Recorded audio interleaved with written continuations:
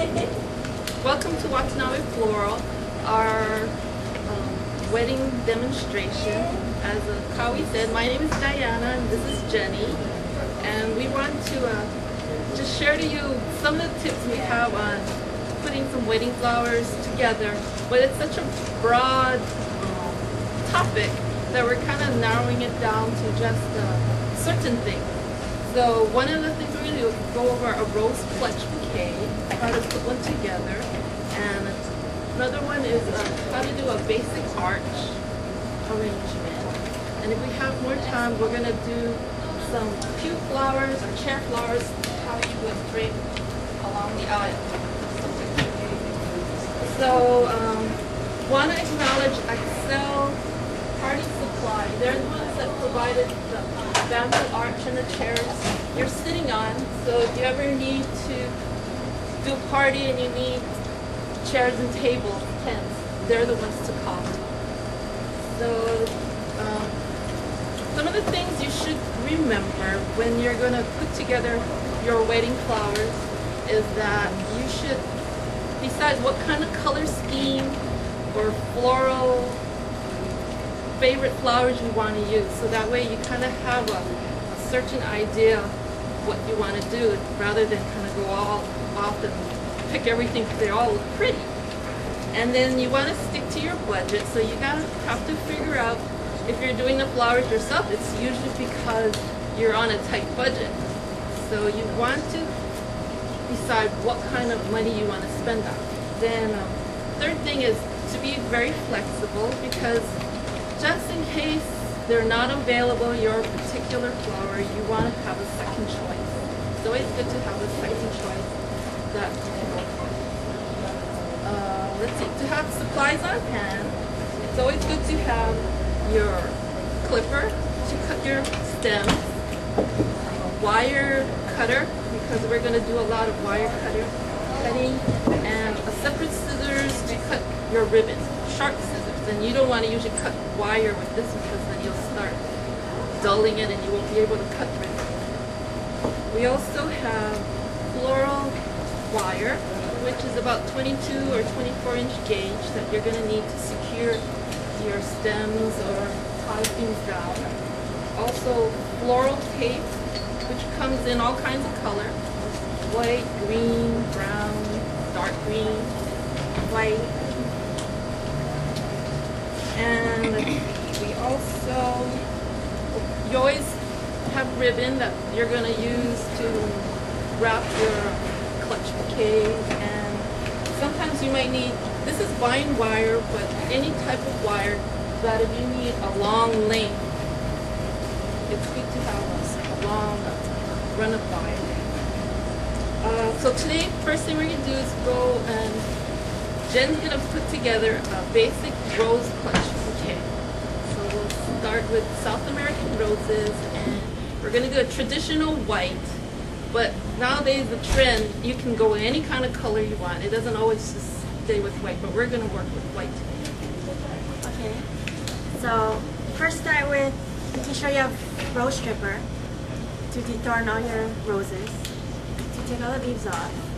And for me, I like to keep all my roses at a certain height so I could see the top of every rose. Because I do want to start with the more open roses when I create the bouquet and end with the tighter roses. And what I do with every rose is, with floral wire, I cut it to a third the length, 1/3, and I wire every rose.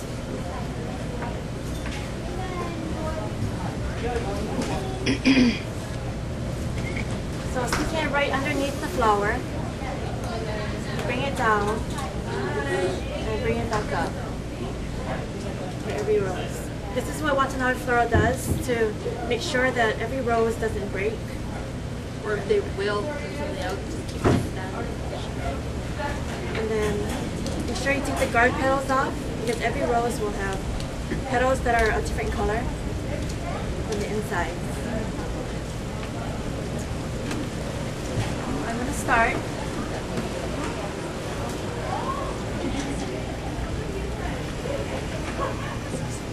And you want to do this in a spiral form, just so there's no tension with every stem, which means you want to go at the same direction with every rose,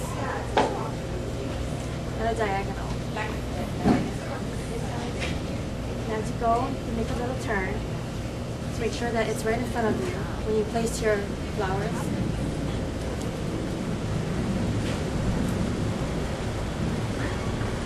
The reason why we do it in this style is so that your stems are not crossing, and because when you start to tie it up, it'll get very lumpy. And so if your stems are all in the same direction, it won't do that. And then you also keep it from bending and breaking at that point. And if you notice, like a lot of the flowers are open, but it takes a while for it to get to this stage. So if you're doing your own flowers, it's a good idea to make sure you buy it, give it enough time to open, because a lot of times when you get it really tight.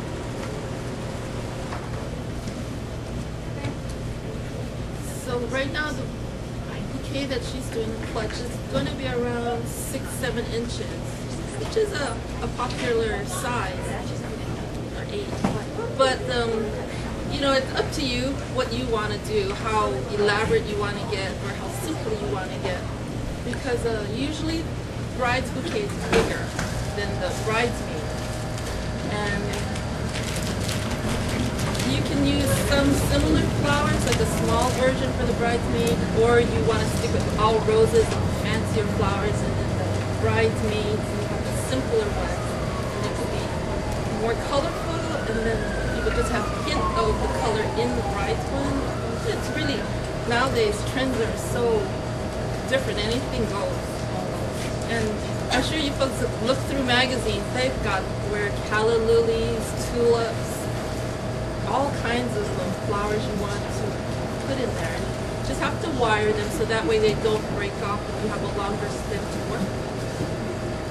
So what I did is I adjusted the bouquet to be sort of like a half circle shape.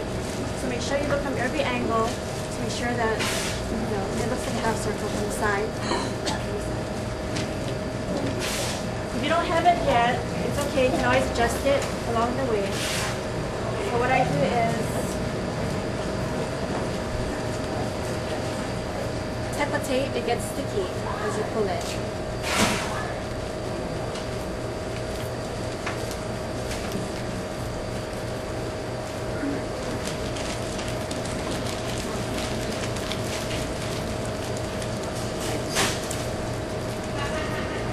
Usually if you attempt a clutch like this, and this is for your wedding, best thing is that you have your good friend or a relative do it, because on that day you're going to just be pretty frazzled.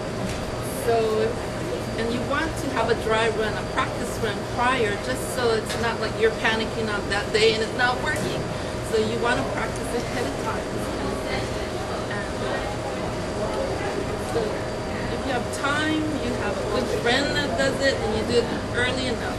And you always want to have like a water source, a little base, so that when you're finished, you have somewhere to put it. And it's very important to be prepared, because as you're making a bouquet, you won't have the extra hands to take off petals or do anything to the rose or whatever flower you're going to be using.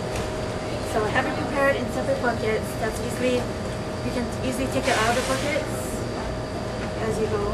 For instance, if you got 5 different items, then it's good to have 5 different buckets. So you can pick one from here, one from here, and so forth. I normally tape up to a little over a hand length, and you kind of want to use your hands to measure every single bouquet to make sure it's consistent. So your wraps are the same length for everyone. So I'm going to do the easiest wrap there is, which is a partial wrap with ribbon. So you can use this type of ribbon or chiffon ribbon, but this is satin. I start from the bottom.